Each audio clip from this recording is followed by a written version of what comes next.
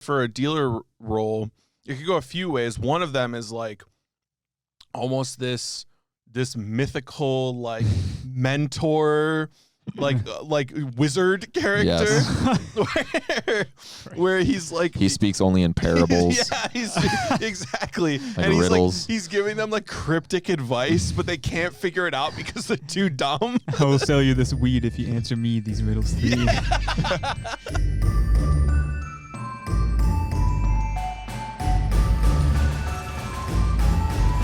Hi, welcome back to Logline. We're here today to make more funny jokes. To commemorate the life of who do you want to commemorate today? The life of Pi. Okay, To we're here commemorate with, the we're here life with of Pi. James. We're here with James. This is the Hello. James Runde. Hello, James. Happy to be here. Thank you. We really love that you're on the podcast today. You're like our star guest. You're the one that we were hyping up. You know, Something in the tone of your voice tells me otherwise. But well, Julian and I were quaking in our boots. We were like, "Whoa, James is going to be on the podcast." We're like, that's crazy. Shit, what do I do? Yeah. Okay, so just as a reminder, our podcast is called Logline, and what we do is we either take an idea or a concept or something and run with it for an hour until we come up with like a pretty fully fledged movie idea, and we end with a title and a logline. So I have a couple things that I'd like to incorporate today, but Julian, do you have any prompts? Or James, do you have any just, I like to start this way. In a world, thing happens. What is that thing? well, maybe unless Julian has a great idea. No, I never do. Well, a couple. We could start off any of the number of ideas that I have in my back. Okay. In my back. All right. Pocket. If you have pre-prepped ideas, fantastic. These are ideas that I had come up with in the sometime since graduating college. Okay. That were just like, maybe I'll write a feature about that, but I never got around to it. Mm-hmm.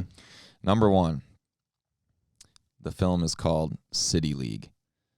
It is a heartwarming sports movie about a City League basketball team, most of whom are former prisoners, and they band together to win the City League title, or maybe win, maybe not. I don't know. We could talk about whether or not they win, or if it's a lesson learned about losing. You know what I mean? Like Yeah. Coach Carter. Yeah.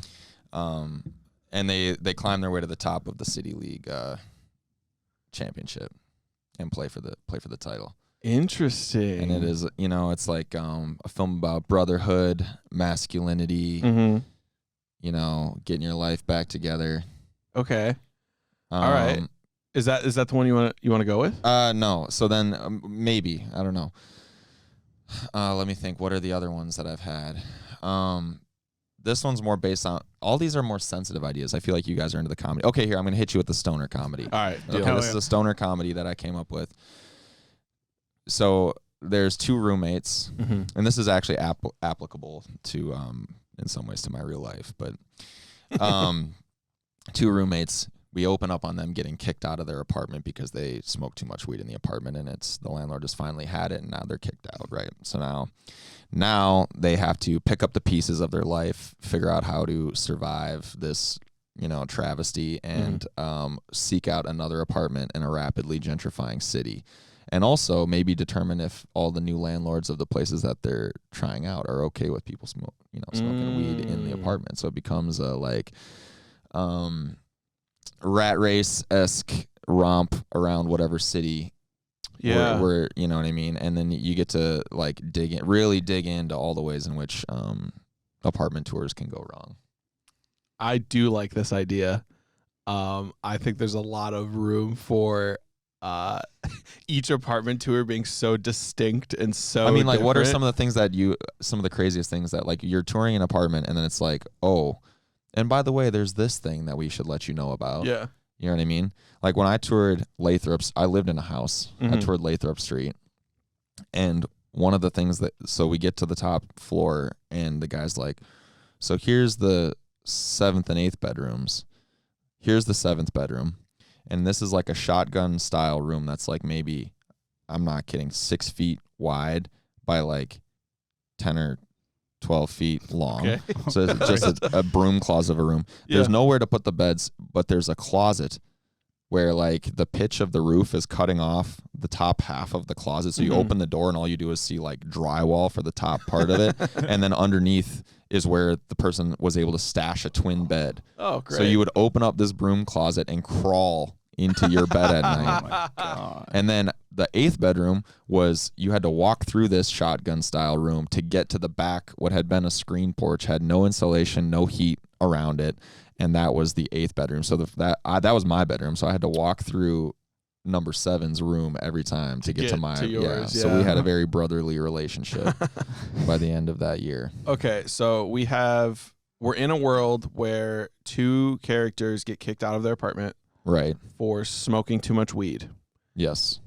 And that's like the beginning of the film, right? Like, well, first of all, we kind of see their dynamic and we're like, okay, these guys are funny, you know what I mean? And they got it all made. They got the town more or less figured out. They got their little like dirtbag jobs and their restaurant, maybe they both work service industry or they wash dishes or something. And they've figured out their sort of status quo until it just gets totally interrupted on the day we. So they're comfortable. They're comfortable, and then all of a sudden, that first day, bada boom, they get like some type of crackdown from the landlord. I see. Okay. I'm not sure how that's going to take place. Like, yeah. So they're comfortable, and all of a sudden, this landlord just comes bursting in, being like, "I'm sick of your shit. Get out of my apartment. You're ruining persona non grata." Yeah. Now that has to happen in some type of funny way. I'm not like what type of instance.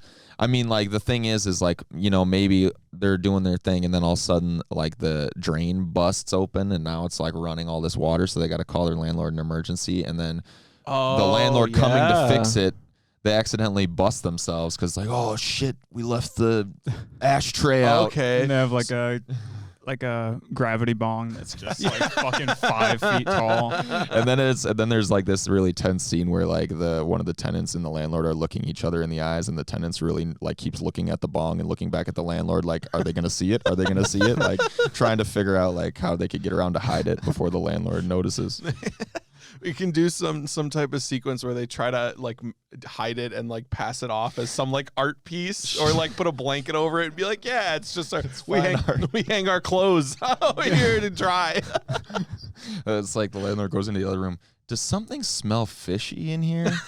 It's like, something smells a little like a skunk. You know what I mean? Oh, that's the whatever. Sometimes the drain isn't. What's that? What's the setting?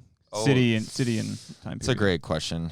I mean, to me, I guess when I conceived of this idea, I was playing one of these roles and the city was Madison. But I think it's any city where like, I mean, I think it's ostensibly a comedy, but I think by the end of the movie, you would start to figure out like, oh, it's a comment on everybody's favorite G word, gentrification. It's basically like, oh, rents are going up. Landlords are way more picky. The amount of the sort of like laid back college house is becoming a thing of the past. Right. Maybe, or maybe not. You know what I mean? That's, I guess, what's left to the conclusion of the film. So does this have to be a real city? Could be fictional. Any fictional college town. The other thing, too, is like if you're thinking about the arc of the plot, it's like, so they're looking, all right, the landlord comes, is like cracks down on them. Now they're about to get evicted, all this kind of stuff. So now they're like looking for a new place, right? And then they're looking for a new place, and they're looking for a new place, and you go through all the like little funny things that happen when you're like meeting with all these weird people and seeing all their stupid houses that they want you to rent. And then there's something where like maybe they don't get an apartment soon enough, and then they start getting mad at each other. Oh, I see. And then the story takes their relationship, and then it's like, well, I don't even want a fucking room with you anymore. You know what I mean? And then there's a sequence where they're both like on their own, trying to like couch hop, right? Until they come back together and they're like, oh, okay. They get in a fight over who smokes more weed and whose fault it is more. What about there's a love interest for one of them? Yes, and they end up crashing at their girlfriend's house for a bit, and the other one wants to stay there too, so they like sneak them in so that both of them are sleeping in this girl's house, but she doesn't know that the other one's there. Okay. That's a great way to cause the rift. Yeah. Well, my girlfriend says you can't stay here anymore. What, dude? Bros before hoes. Yeah. Okay. So I love that. Plus, the love interest is always a great attention-getting subplot. Right. We can say that for now it's just a college town. We don't have to specify where. What time period? Is this like now where there are some college towns where weed is legal, or is this like the landlord maybe kind of knew or didn't know at all? I think it has. Well, I guess it doesn't necessarily matter where weed is. Okay, so good questions. Tangent. Even in places where weed is legal, I've found, it doesn't necessarily mean that people are cool with it being smoked indoors. Yeah. So in some ways, you could get away with it. I think it's maybe it's a little more cut and dry if it's a weed non-legal state. And also it can kind of capture the culture of a non-weed legal state, which I feel like is going to be a thing of the past too. So it'll sort of set itself up to be a little bit of a document of a time and place. That said, like, speaking of, like, I went down to Illinois not too long ago, and I had this friend who like totally bugged out. He was like, well, I was like, so is there like a smoke? Because he's got this, he's like, I'm rolling on shrooms, man, and I look at all my VHS tapes, and he's like this real cool, like whatever hipster idiot. And then I was like, so is there like a smoking lounge in here, man? And he's like, oh no, like we do that outside. I'm like, all right, fine. And it's pretty cold. Yeah. So I go out on the porch and I'm smoking down there, and then he comes down like literally 30 seconds later and is like, can you like move off the stoop onto the sidewalk? Damn. So even in Illinois. Can you like go across the street? Yeah, exactly. One time I was in Michigan. This is back when I smoked cigarettes. In Michigan State's entire campus is cigarette smoke free. So I was out in the parking lot, and this woman came up and angrily yelled at me to like leave when I was smoking my cigarette. And I'm like, I'm 50 yards from the nearest building. Yeah. Nobody is around me other than you who have come to me to like be an asshole. And then I was like, well, where can I go? And she runs up to you, and you're like, oh, I'm 50 yards away. She's like, well, I can smell it. Yeah, seriously. You're giving me lung cancer from 50 yards away. Wow, that poor woman. Yeah, and then it was like, you have to get off campus? I was like, screw you. It was like 4 blocks to walk to be legally smoking cigarette. Okay, so it's in a college town in, I guess, does it matter anytime the time after period? The 90s, I would say. So, I mean, maybe current is most salient. Do you want cell phones as a part of this? I think so. Okay, so this can be like 2010s. I imagine plus. This is like Craigslist or Facebook Marketplace. Okay, gotcha. So this is like pretty recent, pretty modern. Yeah. Okay. So our two characters, what are their like defining personality traits? How do we distinguish these two characters from each other on a story level? That's a great idea, or a great question. Look at other stoner comedies. Like, what's the difference between Harold and Kumar, or Cheech and Chong, or Ice Cube and Chris Tucker? Well, I'm just thinking my favorite weed movie of all time is Mac and Devin Go to High School. Wow. I've never seen that one. With Wiz Khalifa and Snoop Dogg. And let me tell you, their defining traits are Wiz Khalifa's a stoner and Snoop Dogg is an older stoner. Got it. So it's an age difference. Yeah. Okay. Yeah. I mean, I think that could be something. Maybe there's an age difference. Maybe they belong to different racial groups, and that somehow, I mean, I think, so when I had initially planned, so maybe this is a more serious topic to start beginning to discuss, but when I had initially come up with this idea, it was starring myself and my friend Buddha, who's maybe like 10 years older than me and is a black guy. So then there was this element of like, well, now that we're touring places, like, you know what I mean? There's this racial element where like you have, it's like you have the black guy touring versus the white guy touring, and the different sort of like treatments you get, which I think is obviously still a huge issue, and especially in Madison. Oh yeah, as white of a town as Madison. So that could be another element. That could also even cause a rift to, like, we got the girlfriend storyline, but then we have that element of things. Background check, credit score stuff could, for either character could be an issue. So those are ways to differentiate. Maybe in that gay, straight. Maybe. In that regard, maybe one of the characters doesn't have a good relationship with their parents, and so they don't have like co-signers or haven't been able to build up their credit or anything like that. And this is the classic, like, oh, you're a stoner and your parents think like you're a failure or you're not going to do anything or whatever. So that could be like a backdrop for one of the characters that is revealed later in the film when they're actually trying to like sign something. Yeah. Oh, I like that idea. So if we can decide one or two defining traits for each character, we can also talk about who we would cast for each of those characters. Now, it doesn't have to be someone you could realistically cast, but just someone you think would really fit the role. So if we have, are we set on the younger and older dynamic? As long as they or could at least conceivably be roommates. One generational gap, like not a 30-year gap, but like just enough where like, yeah, I mean like 10 years might be interesting. Okay.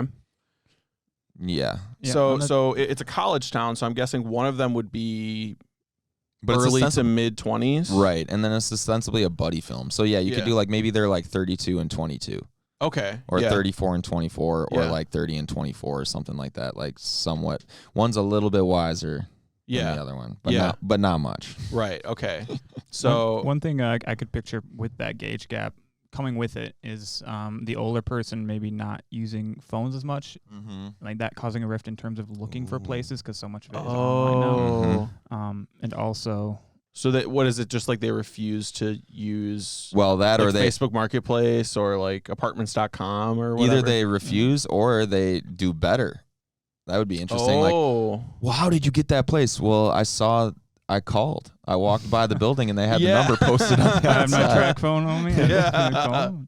Okay, I actually like that because then it'd be like, I just actually talked to someone and talked it out. What a novel idea. Versus sending in a thing on a apartment website and waiting 2 weeks to hear back. Right, because then imagine other humor could be provided by like the crazy responses you get on your responses to the Craigslist post, like totally incoherent response, and you're like, well, is the place still available? Is this even in this city? Like then one of them gets scammed. Like one of them shows up to meet the Craigslist person and they like try to like get them to give their whatever social security number or something. They have like photos, like they're trying to blackmail them, but it's photos of them like in that apartment complex while touring that day, and they're like, I'll let these out. I'll let people know. Oh, Christ. But on that note of like really confusing listings or really weird responses, Julian, you could do the thing like you did with the poll where you just randomly generate words into a string of a sentence, and then that'll be like the listing for a place. Just this run-on sentence that never ends, and then you just have to like respond to it. And just keeps adding clauses over and over. That or it's like you ask the question like, so you know what I mean, like so does the place come with like a parking spot? You know what I mean? And then they just continually not answer the question. Or maybe even something more dire, like how is the heat again? Is it forced air or is it radiator? Just no answer. Oh, it's wood burning. You know what I mean? Like, oh, okay, that's going to be a no. You got to go chop the trees in the back and build up your wood pile before winter hits. You got to make sure to replant all the trees as well once you're done chopping. Or like these really obscure things like, well, yes, we will need you to take care of all snow removal, all mulching, all tending of all the shrubs. You know, it's like, oh, wait. For all properties. Yeah, exactly. Like for all properties more than your own. Weed whack, repair fence, mend fence. For doing this, your rent is reduced $20 per month. It's a great deal. Great deal. Cool. Okay, so let's pick who we want to play each of these characters, and we can come up with like side characters and stuff too. But the main two, the buddies of the buddy film. I feel like it's more between the one who's like a little bit more like the dreamer and the out there one, and then the one who's a little bit more the straight guy. I think those are like, that's like a simple way to break it down. Like okay, so and just like in theory, it's like your straight guy is like Owen Wilson, and then your out there guy is like like Snoop or like, but I guess they got to be younger. But like your out there guy could be like Michael Richards or something. Not to be Cosmo Kramer, but okay, so who do we want to cast as our younger And are they the dreamer? Timothy Chalamet. Oh my God. He's making an appearance. That's just again. the name that I hear so much. Timothy Chalamet. He's coming back. Spat out of my brain. We had an episode where we cast Timothy Chalamet as a sickly, completely bald, hairless, mad scientist. I think that's a better role for him, actually. We required him to diet and cut down even further. Yes, even further. When you said diet, I thought you meant like dye his hair. No, to diet and cut down even further than he is already. Yeah. So he would look extra sickly. Wow. So that he's actually unable to like complete basic human tasks. Yes. Yeah. And then we want to capture that on camera. Got it. So Timothy Chalamet is like the opposite of Super Size Me. As our young dreamy recent college grad. Maybe stoner. I was kind of just being an asshole. I mean, maybe does he read as a stoner? I think he could read as a stoner. Mm-hmm. I think in French Dispatch, it's probably the closest I've seen to him being that kind of role. Yeah, but you know who I mean, you're right. He's too old at this point, but fuck him also. But James Franco is hilarious as the stoner. I mean, basically tone him down or reprise his role in Pineapple Express. Right. Recapitulate it. Okay. I'm trying to think of other young actors though. That people would know that are listening. I mean, there's Tom Holland. Everybody loves that guy. Yeah. Everybody loves that. There's It might also be funny if they're like in their 30s. Like, what if it's like Chris Finn Pratt? Wolfhard. Finn Finn Wolfhard from Stranger Things. I feel like he would be really good. Yeah. Okay. He's like really young. Now we're getting somewhere. I think he's 18. 18, 19. Something like that. He'd be Could very also one young. of them could be female. That's true. We're three dudes. We're thinking about dudes, but like, Miley Cyrus plays a bisexual stoner. Oh my God, that would be great. You know what I mean? That would be fantastic. Her roommate is like, I don't know, A$AP Rocky or somebody. And they're trying to figure out how to like rent an apartment in a college town. I love this. Miley Cyrus and A$AP Rocky buddy stoner film. Mm-hmm. You heard it here first. All the landlords assume that they're like a couple. Yeah. Oh yes. But like A$AP's gay. Yeah. And Miley Cyrus is bi. So yes. And then they make all these like insensitive like racial comments too about it's like we're not even dating. There's horrible misunderstandings. Well, landlords are pretty horrible. Yeah, that's what I'm saying. Yeah. Okay, so we have Miley Cyrus and A$AP Rocky, who. Okay, so what is? Did we decide on like our inciting incident? Is it something breaks in the apartment and they have to call like an emergency repair, and then that's how they get found out? Mm-hmm. I think that's a nice bait and switch because the audience is going to be thinking like, okay, now the problem is that they got to get this repair made because something crazy is happening in the apartment, right? Mm-hmm. Like, but then total bait and switch. Now the landlord's like on their ass, and the whole point of the film becomes apparent. You know what I mean? see. And now we're at like the 20 to 25 minute mark, and we're pushing into the second act. Okay, so they get kicked out. They're currently, I guess they're homeless, right? At this point. They're homeless. So I mean, think about the great scenes there. You know what I mean? Like, right. And also what they pack. You know what I mean? Versus what they don't pack. Could be pretty illuminating. Okay, and are they like couch surfing at this point? Is that causing strains? Is this where we introduce some type of love interest? Where yes. Like the first place they move to is one of their significant others. Right. Places. Mm-hmm. Or former flames. Yeah. Somebody that they just really are not into. Right. But they have to like flirt with them. It's really tough for them. You can tell that they're somebody that they're really not into, but that person's still really into that. Yeah. Wow, I like that. Or maybe they separate too, and then we bring them back. You know what I mean? Like they both try and do that, and then one of them doesn't work out, and one of them works out great, and so then the other one tries to hop in with the one that works out great, or you know what I mean? That could be a whole nother like section of the middle act. Okay. And then that goes downhill, and it's like, well, no, you really got to find a place, and so then they're like, a good 15 minutes could just be like a montage of them, or like just scenes of them going to different apartments and doing all these wacky tours. But then what a great shot of them just like being on, like sitting on the couch on the side of the road. Yeah. Cars driving by and they're still smoking. Man, we got to figure out what we're doing. Okay, cool. So Miley Cyrus, A$AP Rocky, they get kicked out. They're couch surfing, and then they start to look for apartments. Can we discuss like 2 or 3 different apartment interactions? Sure. That they're gonna have with landlords, like as they start to look at places. Obviously, they said they're gonna look on like Facebook Marketplace, Craigslist, but are there ads in the paper? Are they walking by somewhere they see a sign? I know, like in Madison, a lot of times you'll walk by apartment buildings, it'll say so and so apartments, call whatever. Yeah, I think all of the above, in my opinion. Okay. I'm just trying to think of some of the like. Well, to back up a second, like maybe I could just relay some funny stuff that's happened to me in terms of damage to apartments I've been living in. But like one time I was, maybe this is the beginning of the film, who knows? But one time I was passed out on the couch of my college house. There was 8 guys that lived in this house, and I get shooken awake at 2 a.m.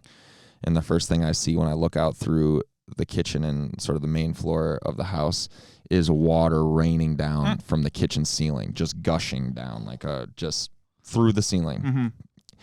So then my roommates pull me upstairs, and it's 3 stoned idiots looking at an overflowing toilet, not knowing what the hell to do. And like, so the first thing I do is like stop the toilet, pull the fucking plunger up, and then they bailed the water out, and we finally got it plunged. But like the damage caused to the floor and the ceiling. I mean, the house is still standing, and we never told the landlord about it, and we got all of our security deposit back. Holy shit.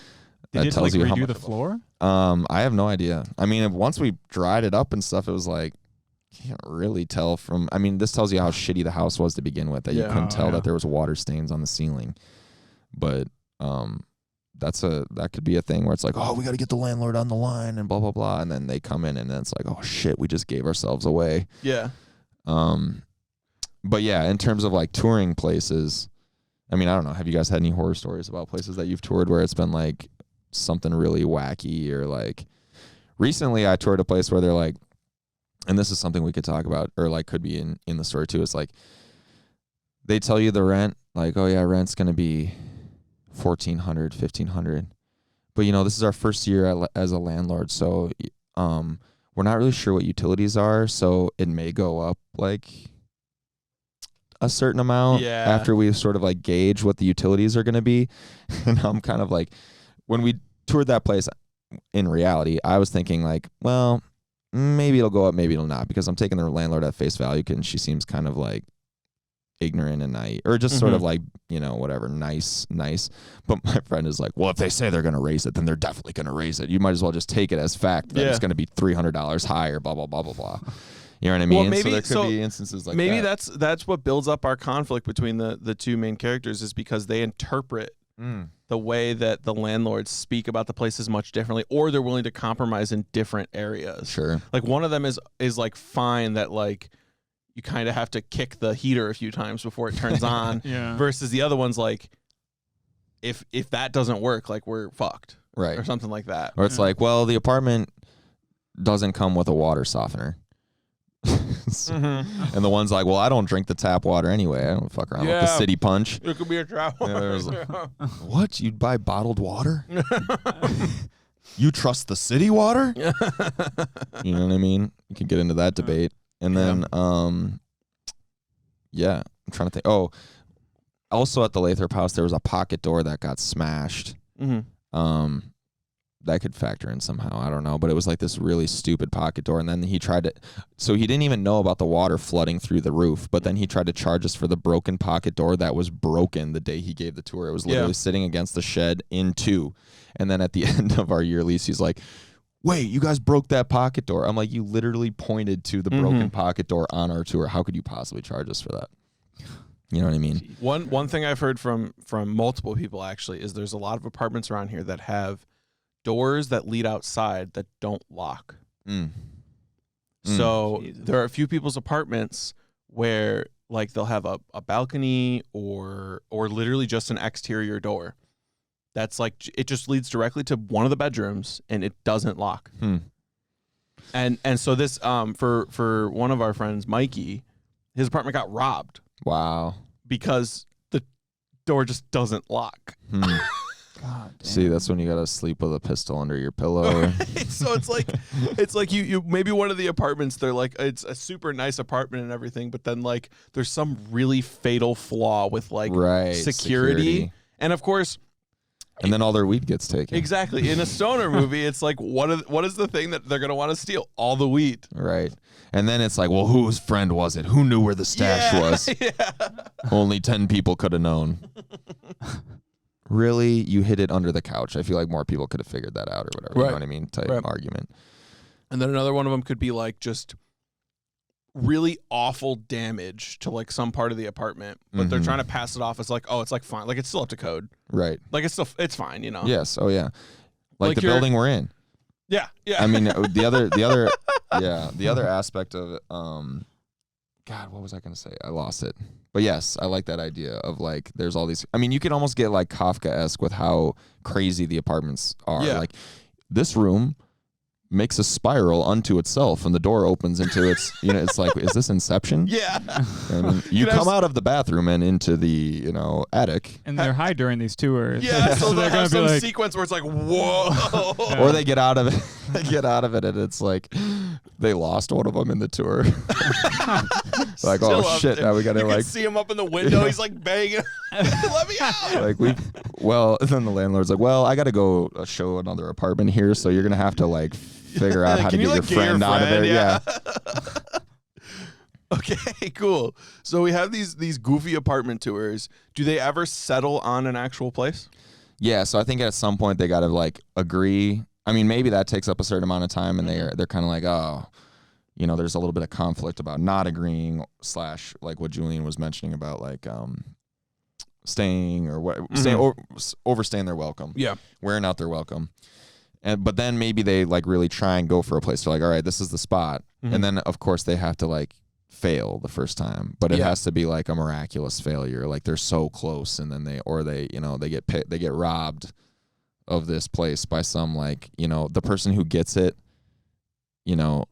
like has never done drugs in their life, and like doesn't some just drink. Like preppy kid. Yeah, exactly, and works an IT job, and you see his parents there co-signing the lease with him. Exactly, it's very a big check. Generally, just very happy. And has everything worked out.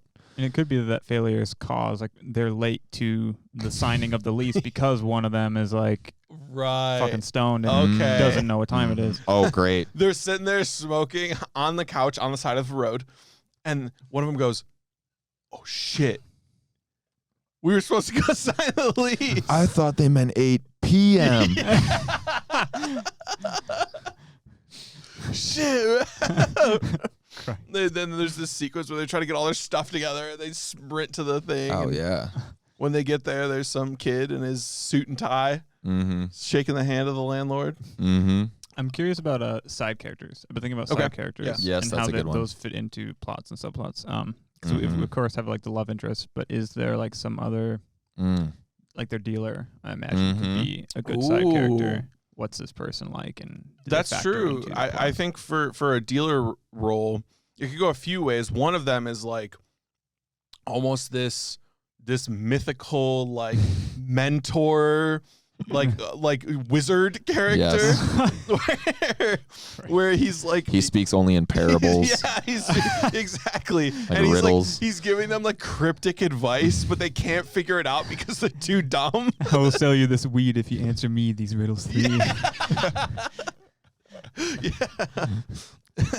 And so you don't pick the house picks you. He tries to give them advice on like how to get a place, and then maybe at the end of the film it's revealed he just like starts talking normally. He's like, guys, I was telling you the whole time, like this is where you should ended up, but he only speaks in riddles. Right.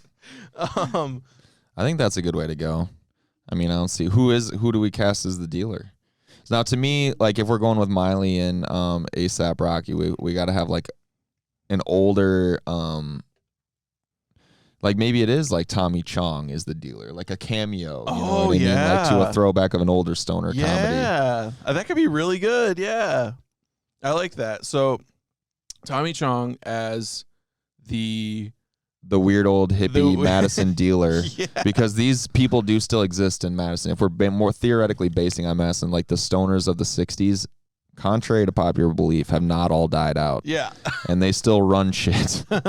And he could just represent that population, the older stoner drug pusher hippie population. He's trying to help the new generation. And then they're a little bit angry at him because he's like a boomer or something like that, and they're like, screw you, and you own property now. But then he refuses to rent to him or something. Yeah. I don't know. You know what I mean? There could be a whole do-si-do there. Yeah, that's a good subplot. You're right. The significant other, I think, is a good one. I think the female role is more likely to get a significant other to stay than probably the male role, but not necessarily. Yeah. Do you have any ideas on who that would be? Do you guys? And is this person also the person they try to stay with? Sure. Okay. I mean, it could be either male or female. In some ways, it'd be interesting if it was a female, because then it'd be like two females, or like the female kicking out the female and the male roommate together. Yeah. Okay. Who is a female actress that is like Miley Cyrus adjacent, like same generation? Yeah, I mean that'd be cool to do. Like, I mean the first Rebel Wilson. Sure. Rebel Wilson. Okay. The first name that came to my mind was Sarah Silverman. It's like an age relationship there, like a sugar mama for Miley Cyrus. Okay, yeah. But the other thought that came was like Selena Gomez. Oh, interesting. Okay, so would you prefer that older younger dynamic, or would it just be like? I guess maybe the reason my brain first went to Sarah Silverman is because the same sort of plot applies to School of Rock, where we watched School of Rock yesterday, where she plays the annoyed like from her, whatever. Literally plays that character in that movie. Okay, like, we could do Sarah Silverman. I think that'd be fun. With like Dewey Cox crashing on her, or is that? No, not Dewey Cox. That's the other one. Dewey Finn. Dewey Finn. Yeah. Crashing on her. And Ned floor. Schneebly. Ned Schneebly. Ned Schneebly. This is Ned Schneebly. So I'm curious, like thematically, it seems like there's a lot of issues that arise because of their usage of marijuana. Is there like some sort of progression in their characters, some sort of arc that like at the end they go straight edge anymore? Yeah. Yeah, it turns into a PSA. Oh my god! And then all of a sudden, at the very end, we just cut like, "This is your brain. This is your brain on drugs," and just recreate the egg in the frying pan ad from the '80s. They can start doing like maybe one of them gets like addicted to speed. Yeah, right. I see. Get into harder like, drugs. This is better. And one gets into harder drugs, and then the other one's like, "Oh shit!" And then they go cold turkey. Because they're like, "I thought we were just smoking weed." Interesting. And it could be that the dealer or like the love interest character are the ones that perpetuate that. Sure. Oh, I think the most dangerous drug to go next would be cocaine. That seems like the natural progression. Like weed becomes not fun enough, and then people graduate to like cocaine because they get older and they don't have as much energy, and then they're like, "I need to make it through the night, man." And then, you know what I mean? Right. Yeah. So do you think Sarah Silverman could be a cocaine addict? Oh yeah, she probably is. Okay, so she is an actress after all. Sarah Silverman is a cocaine addict, and it's not revealed initially, maybe, but sure. as we keep going, as they spend more time with her before she kicks them out, we start to realize that she has these rage fits, these cocaine fueled rage fits, and that's what ends up getting them kicked out. Right. So maybe some Miley, like she turns Sarah Silverman into a spurned lover when they move out. Right. She gives up Sarah, and then like crazy coked out Sarah comes and like, takes a Louisville Slugger to both headlights to Miley's car, Yeah. Or something. Gets revenge. This is making me think about like the climax. Yes. If one character gets kicked out instead, or maybe they leave by their own choice because they realize that their friend Miley is doing too much cocaine. They're like, I can't be a part of this anymore. I thought we were stoners, not cocaine addicts. So maybe they leave, and then Miley has like a falling out with the girlfriend afterwards. Yes. Oh. And then they kind of like have to come back together. Mm-hmm. with Oh, their yes. New changed selves. Yes. But I guess what were you guys thinking about? Like, No, I think that's climax? right. I think if you're thinking about the structure of the movie, like in Hollywood terms, it's like you got to get to the point where literally everything goes fucking wrong, right? Yeah. So it's like they're not friends anymore. They don't have a place. They don't even have Sarah's place. They're homeless. They're like, it's as bad as it possibly can be. And we both, and you can imagine like montage, and they're just both kicking the can down the road like, oh, I'm so blue. It sucks. Life sucks. Blah, blah, blah. So now what we're getting into is how does it turn around? Like, what is the sort of like inciting thing to sort of help get them going in the positive direction again? Well, I think it's not about the apartment or house at this point. Correct. Like, it's about the the relationship between the two. and what they need between each other is, I guess, a better form of communication. Very much so. Yeah. Miley doesn't tell Mm-hmm. ASAP like what they want. Maybe. That's true.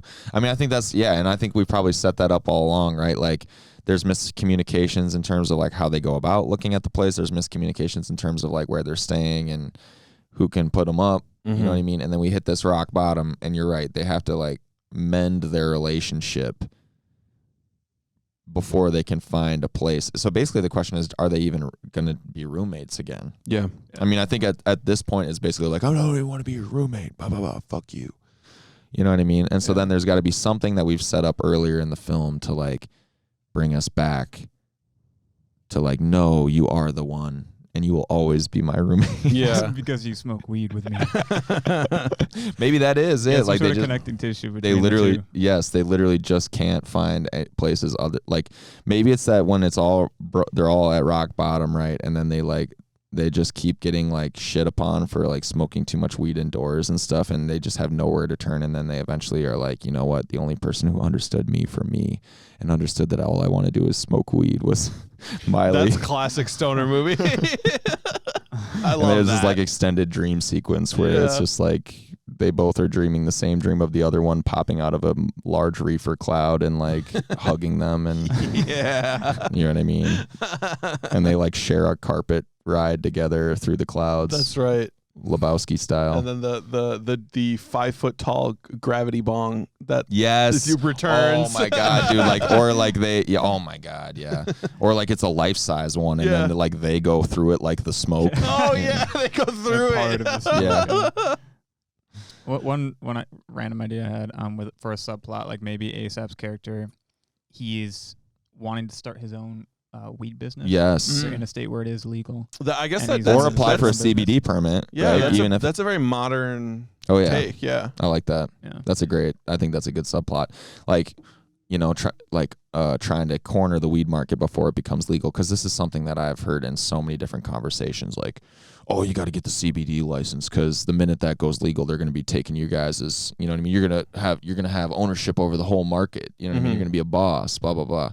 There's all these pipe dreams going on, and every night, I'm sure some fucker in Madison brings up this idea that him and his buddy should get a CBD permit and get ahead of the weed sales in Wisconsin. It's like it's such an idea that's right on point with the times.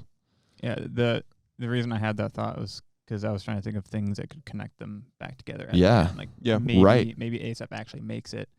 There's some sort of business person that like comes up to him and he's like, hey, like, you can do this, I'll fund you.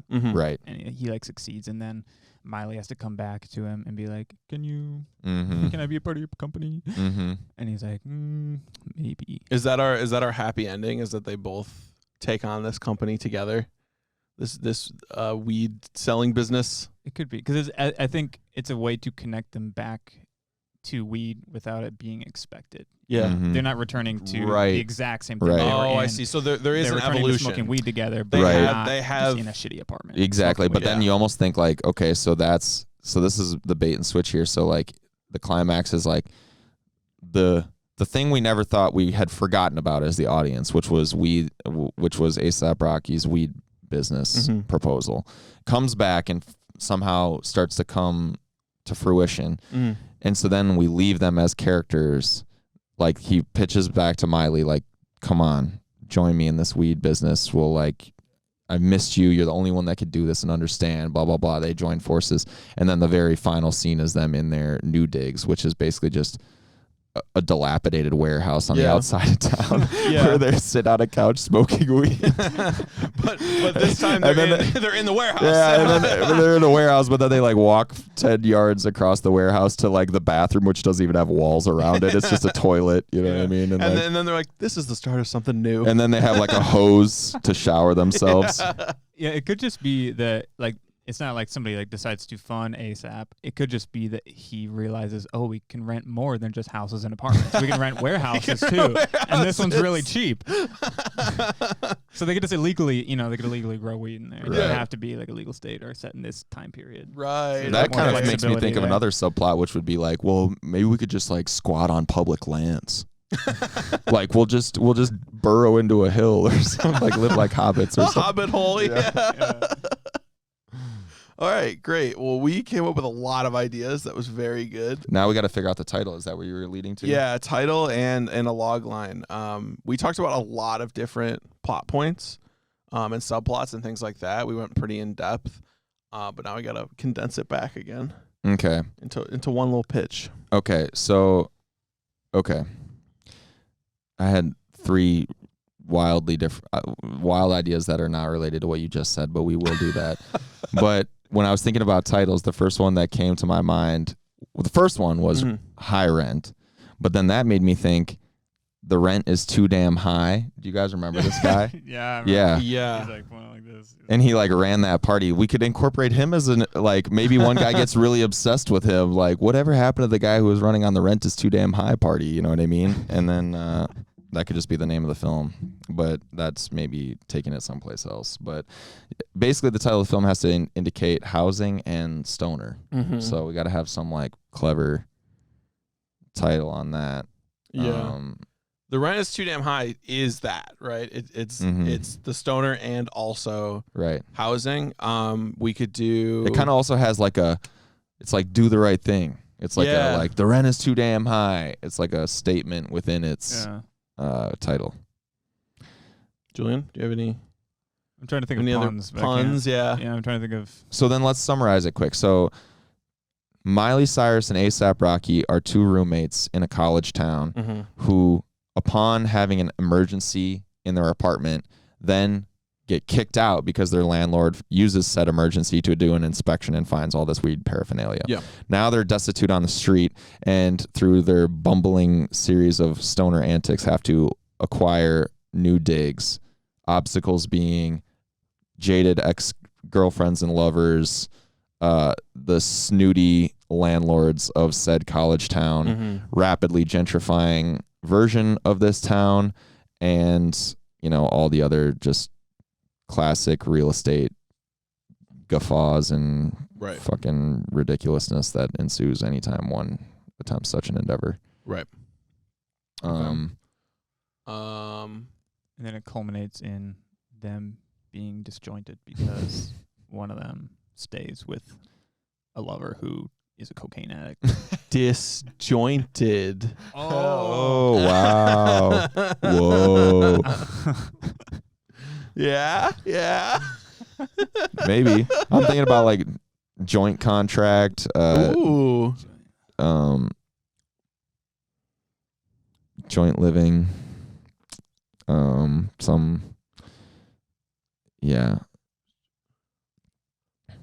agreement.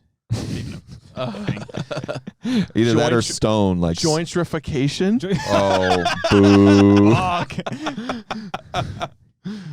Stone foundation. Yeah. I'm also thinking like bricks and mortar, if there's some play on like, but maybe there isn't there. Bricks of cocaine. Right. And yeah. Good luck. I don't know what you're gonna say here. Mortality. Mortality. What is life? Brick. I don't know. Maybe the rent is too damn high. Sticks or high rent. The rent is too damn high is a little funnier. It is, and you're right. It is like a statement. Yeah. You're like, the rent's too damn high. And then we can do the classic name drop in the movie. Yes. Name drop the dude. Yeah. Yes. The rent is too damn high. And he used to have radio spots too. I remember hearing him on the radio screaming about how the rent was too damn high. And people, this was in 2008. Yeah. This was a long time ago. Yeah. We need him back. Where is we he need now? reform. You know? Occupy Wall Street. Where is he now? We got to repopularize that. And what meme. is his name even? All right, so Logline time? we have a title. What's up? Logline time? Logline time. Okay. Wait, now what is an official log line? It has to be one sentence? We usually do two. Two, okay. Just because one, it isn't quite enough to. And we don't always follow the conventions because Yeah. we like to make them sound funny. Yeah. Okay. So How about you two take a stab and I'll Okay. shout it out. Two roommates. Two stoners. Mhm. Two stoner roommates. Parentheses Miley Cyrus, comma space ASAP Rocky. A lot of parentheses. We love our parentheses. Oh. M dash. Get evicted? Do they get evicted? Do they get kicked out? Two recently evicted stoner roommates. There you go. Recently evicted Perfect. stoner roommates. Embark upon a quest. Embark upon a. I like quest. That really sets the Yes. tone upon a quest. For a new To find a suitable apartment to accommodate their marijuana use.